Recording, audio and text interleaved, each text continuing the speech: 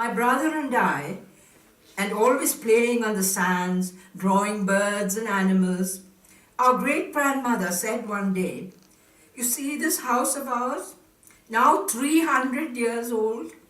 It's falling to little bits before our very eyes. The walls are cracked and torn and moistened by the rains.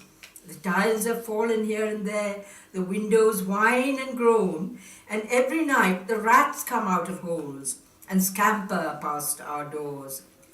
The snake shrine is dark with weeds, and all the snake gods in the shrine have lichen on their hoods." "Oh, it hurts me," she cried, wiping a reddened eye, "for I love this house. It hurts me much to watch it die." "When I grow old," I said, "and very, very rich, I shall rebuild the fallen walls and make new this ancient house." My great-grandmother touched my cheeks and smiled.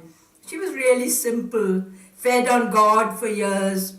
All her feasts were monotonous, for the only dish was always God, and the rest mere condiments.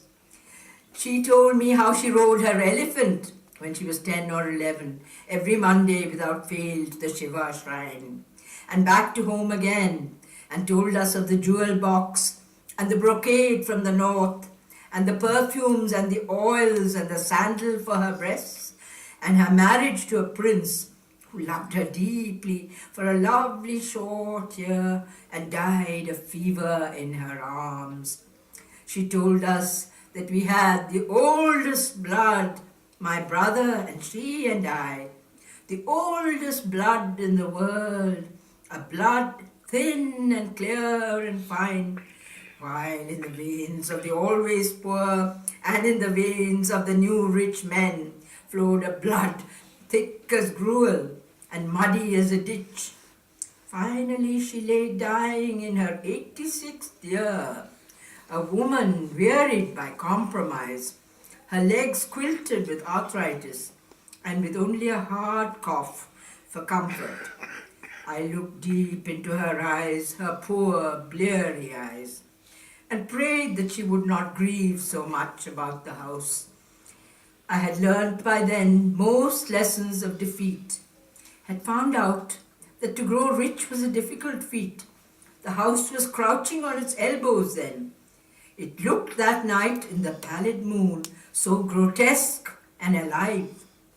When they burnt my great-grandmother over logs of the mango tree, I looked once at the house, and then again and again, for I thought I saw the windows close, like the closing of the eyes. I thought I heard the pillars groan, and the dark rooms heave a sigh.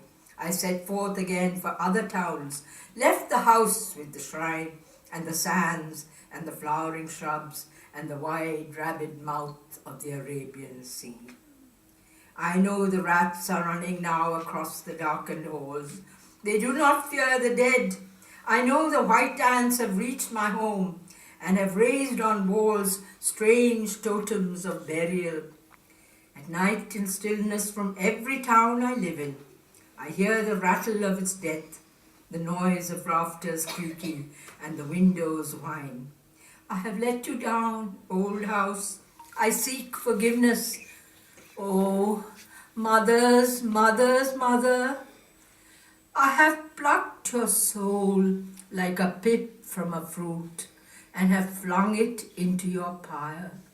Call me callous, call me selfish, but do not blame my blood, so thin, so clear, so fine, the oldest blood in the world that remembers as it flows all the gems and all the gold and all the perfumes and the oils and the stately elephant ride.